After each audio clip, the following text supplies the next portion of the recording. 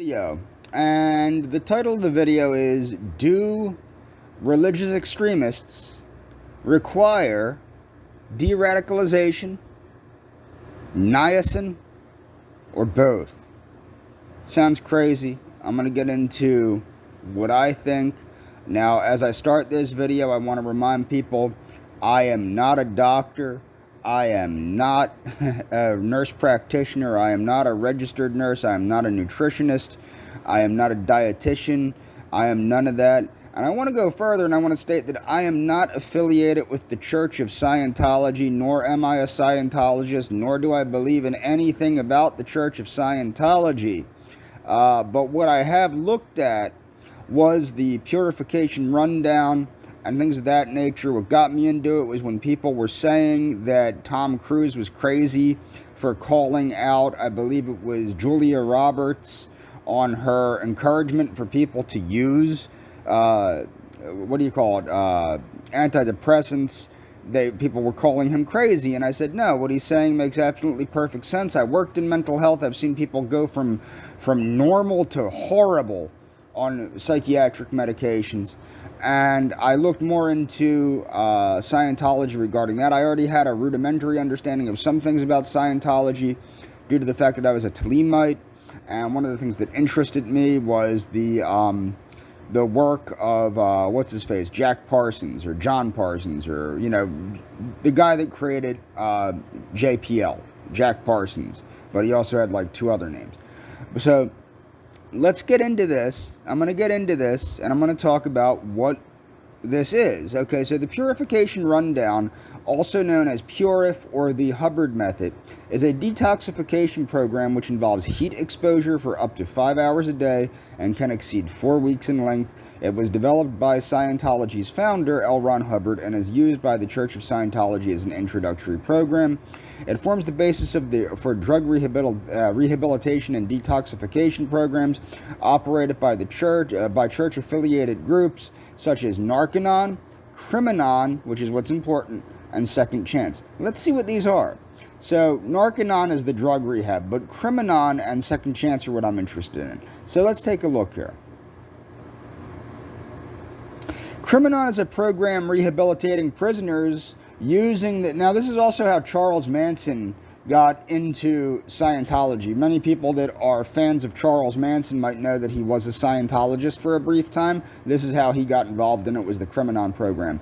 So Criminon is a program for rehabilitating prisoners using L. Ron Hubbard's teachings. Criminon International is a non-profit public benefit corporation managing the Criminon program. Was spawned from Narconon International in 2000 and is part, I guess not, I guess it was just their work in prison, of the Association for Better Living and Education. Second Chance, another prisoner-based rehabilitation program for inmates, is closely related to Criminon, for which it licenses the techniques and materials used in its program. Criminon is said to be prisoner-based version of Narconon, and as the purification rundown, detoxification, and training procedures are part of both programs. Criminon's program.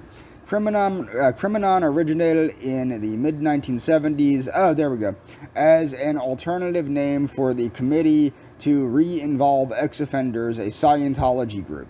Scientology does a lot of wonderful things through its orgs, they're called, and it's like mission.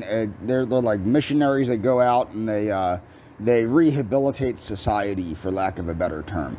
As I said, I don't believe in Scientology, but after looking into it, because of the whole accusations against Tom Cruise, it led me to look into it deeper, which led me to see some things about it. The program has used correspondence materials to treat hundreds of prisoners at the high-security California State Prison Corcoran. Beginning in 1990, Criminon is administered by the Association for Better Living and Education, or ABLE, a nonprofit organization that administers Criminon, Narconon, and other social betterment programs. The program includes courses with questions requiring written answers. The responses are evaluated by volunteers, and the materials are donated, so the program is provided free to the state. So it's free to the state, saving taxpayers money. Included in one pamphlet is an essay in which Scientology founder L. Ron Hubbard writes, "There is not one institutional psychiatrist alive who by ordinary criminal law could not be arraigned and convicted of extortion, mayhem, or murder." Maybe not. Hubbard's booklet, The Way to Happiness, which I will get into in a later video, is an integral part of the program, setting forth precepts such as do not take harmful drugs, be faithful to your sexual partner, do not tell harmful lies, don't do anything illegal, don't steal, and do not murder. Okay, now we're going to get into the basis, the scientific basis of this program. In my previous video, I discussed how Dr. Abraham Hoffer and Humphrey F. Osmond enunciated the adrenochrome hypothesis for the biogenesis of schizophrenia in 1952, slightly later proposing and apparently demonstrating in a double-blind study that the symptoms of the illness could be reversed by administering large doses of niacin after placing the hypothesis within its original framework. The author describes its emergence and elaboration and discusses the empirical evidence brought against it. Hoffer's idiosyncratic diagnostic, blah, blah, blah, what you will find, and I'm going to go on from here and show. So what's important to understand is that Dr. Hoffer actually is right, okay? Now, remind you, I'm not a doctor, I'm not a nurse practitioner, not a nutritionist, nothing like that. However, people with schizophrenia seem to not be able to clear adrenochrome from their systems. Okay? So people that suffer from schizophrenia do not seem to be able to use glutathione properly, which is a very powerful endogenous antioxidant, and they do not seem to have the ability to detoxify adrenochrome from their system. A buildup of adrenochrome in the adrenochrome hypothesis of schizophrenia is what's causing these issues. Also, it is known that giving animals adrenochrome increases the likelihood of them experiencing schizophrenic symptoms. The origins of orthomolecular medicine, as I noted in my previous video, Linus Pauling wrote in 1967. Linus Pauling happened to read a number of papers published by two psychiatrists in Saskatchewan, Canada, Dr. Abraham Hoffer and Dr. Humphrey Osmond. There was something extraordinary about their work. They were giving very large amounts of niacin to schizophrenic patients, as much as 17 grams per day, which is 1,000 times the RDA. I was astonished that niacin and ascorbate. Now, this is important to understand. The reason they were giving niacin with ascorbic acid, not niacin alone, niacin plus ascorbic acid, meaning plus vitamin C. The vitamin C was used to help prevent the oxidation of the adrenaline, which creates the metabolite adrenochrome. Okay, so that's important to note. They're not just giving the niacin, they're also giving the ascorbate, which helps prevent adrenaline from being oxidized into adrenochrome. When given in very small amounts, of preventing death from pellagra and scurvy should be so lacking in toxicity at 1,000 times the effective daily intake could be taken by a person without harm. This meant that these substances were quite different from drugs, which are usually given to patients in amounts not much smaller than lethal doses. I thought that these substances, normally present in the human body and required for good health and life, deserved a name to distinguish them from ordinary pharmaceuticals, and I decided to call them orthomolecular substances. Okay, Dr. Humphrey Osmond's remarkable medical career included decades of distinguished psychiatric practice and prodigious output of writing and research. He is widely recognized as a pioneer investigator in the chemistry of consciousness. Along with Dr. John Smythes, Osmond developed the theory that schizophrenics suffered due to endogenous production of an adrenaline-based hallucinogen. That's the adrenochrome. This led to Hoffer and Osmond's adrenochrome hypothesis in the early 50s, the very origin of orthomolecular medicine. The popular press may today remember Humphrey Osmond for coining the term psychedelic, but countless thousands of grateful patients will remember him as the co-discoverer of niacin therapy for schizophrenia, and a bibliography of Dr. Osmond's work is posted at dryourself.com. I will go to that. I will leave that in the description. So this is the use of the Hubbard method, or the purification rundown, for Gulf War syndrome. I'm going to go right to the conclusion. I'm not going to read through the whole paper because I don't care to. It would take way too long. So if you'd like to, you can click the link in the description, go to this article, and read the article. I'm not going to do that. I'm going to go right to the conclusion. Conclusions. This study provides preliminary evidence of sustained improvement in a number of measures of human health and function in Gulf War syndrome veterans from after application of the Hubbard detoxification program. The intervention was safe and well tolerated, and the study was feasible with an acceptable recruitment rate and excellent retention through the sauna intervention. The estimated benefits to the Gulf War veterans in the study suggest potential value to the larger veteran population who may have other deployment exposures such as burn pits, and for civilians with other toxicant exposures. The intervention has the potential to provide benefit with minimal disruption of the lives of the individuals. This aligns with the conclusions from the recent review. The identification of treatments for Gulf War veteran population will have far-reaching implications for treating other groups of ill patients for whom no effective treatments have been identified, and as such, it provides a measure of hope which should be expanded to a larger group. So I'm going to talk about, this is about the safety and tolerability of the sauna detoxification for the protracted withdrawal symptoms of substance abuse. This is the Hubbard method also. So I'm going to go right to the conclusions. The regime lacked serious adverse events, meaning it didn't cause any severe health concerns, had a very low discontinuation rate and high client reported satisfaction.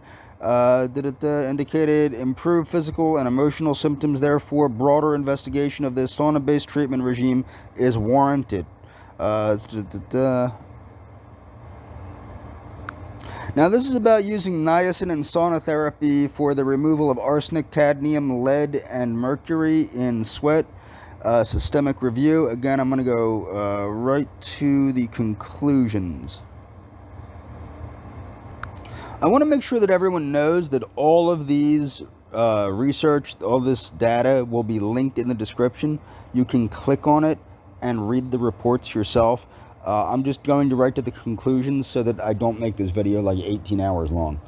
Okay, conclusions. Sweating offers potential and deserves consideration to assist with the removal of toxic elements from the body, as toxic elements are implicated in many serious chronic conditions. Research is needed in patients with select conditions to evaluate the body burden and to test the efficacy of source removal, dietary choices, and supplements, interventions that induce sweating, and treatments with drugs, all to enhance excretion of toxic elements with the goal of clinical improvement. There is a clear need for robust trials appropriately sized to assess clinical outcomes from which therapeutic protocols can be derived. Both biochemical and clinical outcomes should be examined in order to develop and monitor clinical interventions. But I probably should have went to the results, huh? Let's see here.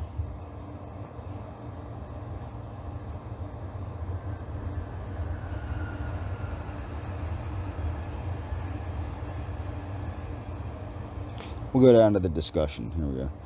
Arsenic, cadmium, lead, and mercury may be excreted in appreciable quantities through the skin, and rates of excretion were reported to match or even exceed urinary excretion.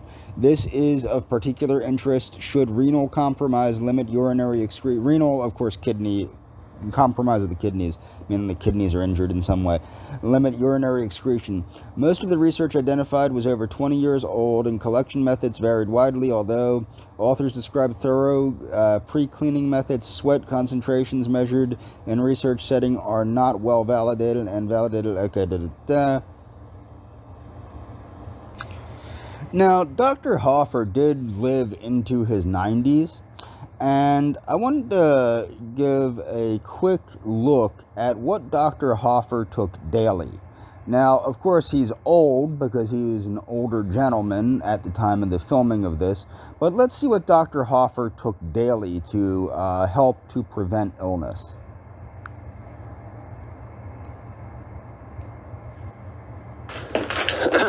This one is called B complex 100s. It contains all the B's in just about the right concentration. I take a very similar cocktail every day. Mine's a little different. I take more carotenoids and things of that nature, and I'll get into that when I do my own videos on my own supplements. But I wanted to make sure people saw this so that they understood what does somebody that treats illness with nutrition take. Okay, this is what Dr. Hoffer took. Now, I want to remind everybody, I'm not a doctor, I'm not a registered nurse, I'm not a nurse practitioner, I'm not a dietitian, I'm not a chiropractor, I'm none of that stuff. So just pay attention to what Dr. Hoffer is saying in this video. Take one a day. This is that very important selenium. They're 200 micrograms each, and I like it, so I take 3 a day. It's a very important antiviral agent. It's my favorite. Some of these dosages I think are a little bit high, for example, the selenium, but just pay attention. Niacin. These are 500 milligram tablets of niacin. This is a bottle of 500. And I take 3 of these 3 times a day. Vitamin C, especially made in the States by a friend of mine who owned his own company called Energen C. I take 2 grams a day. 2 pills at noon and 2 pills at supper time. Vitamin A, each one is 10,000. These are over the counter. I take 3 of those. I'm taking 30,000 units of vitamin A every day. N-acetylcysteine called NAC. It helps the body make glutathione. It's a very important antioxidant. Take note of that. It helps now there's a bunch of amino acids that help the body make glutathione too and blah, blah, blah. But take note of that he's stating it helps the body make glutathione. Remember, glutathione helps clear the body of adrenochrome, as well as acts as a very powerful antioxidant in other ways. I take 1 gram, 2 of these 3 times a day. This one is coenzyme Q10. They're 100 milligrams each, and I take 3 of those a day. It's a very important muscle enzyme. It's good for cardiovascular disease. I use it against Parkinsonism, and it has other values too. I don't have those, but I take it to make sure I don't have them. Vitamin D, famous vitamin D. They're 1,000 units each, and I take 6 a day, whether I'm in the sun or not. Salmon oil for the essential fatty acids. They're 1 gram, and I take 2 a day. This is calcium magnesium. I take 2 a day. Zinc, very important. Zinc citrate. These are 50s, and I'm taking either 1 or 2 each day. Take note that he mentioned that it was citrate. Certain forms of minerals absorb better than other forms of minerals. That's why I take both magnesium and calcium citrate instead of just calcium carbonate or magnesium oxide. Folic acid. Folic acid is a big one, a really big one, okay? And when I get into my book review on Dr. Cooper's books, particularly his book on nutrition, I'm going to talk about what's called folate therapy, especially for heart patients and expectant mothers. Yellow pill, these are 5 milligrams each. These are on prescription. And I don't write prescriptions anymore, but I have a supply from the past. I take 1 of these every day. Vitamin E. Notice he said 5 milligrams, not micrograms. Now, I don't take a dose anywhere near that high, but notice that he did say that each one of those is 5 milligrams. The folates are 5 milligrams, and he takes 5 milligrams a day, not 5 micrograms a day. That's important to note. 400 units. This is the natural form. I take 1 in the morning, 1 at night. And the last one, alpha-lipoic acid, which protects the liver against all sorts of toxic effects. Alpha-lipoic acid is, of course, very important. I was first turned on to alpha-lipoic acid by reading Dr. Nicholas Perricone's book, The Wrinkle Cure, but let's let him finish this video out. Very important. These are 200s. Yeah, these are 200. I take 3 a day. So that's the list. Adds up to about 500. Sorry. Seems like 500. It adds up to 50 pills a day. Now, what I want to make sure people understand, a lot of people, like I just made that video about, what's his face? Dave Asprey. I'm not a big fan of Dave Asprey. I think Dave Asprey is a gimmicky son of a bitch. But when you're looking into people that have actually done good things with nutrients, such as Dr. Kenneth Cooper, Dr. Abram Hoffer, Dr. Joel Wallach, well, I'll get into Wallach later, but Dr. Atkins. When you look at these people that have treated successfully severe diseases with nutrients, and then you start looking into people like professional bodybuilders like Bill Pearl, when you look into professional bodybuilders like Frank Zane, when you start looking at people that have actually done something by applying this knowledge, Dirk Pearson and Sandy Shaw are also good examples. Okay, so when you look at this, you have to look at it, and they're not gimmicky. These people are not gimmicky. You got to look at it and say, maybe I might want to maybe start asking some questions. And again, I'm not a doctor. I'm not a nurse practitioner, not a registered nurse, not a medical professional of any kind. But like I said, when you start seeing that people's lives can be greatly enhanced through the application of diet and exercise, which is essentially what the purification rundown is diet and exercise.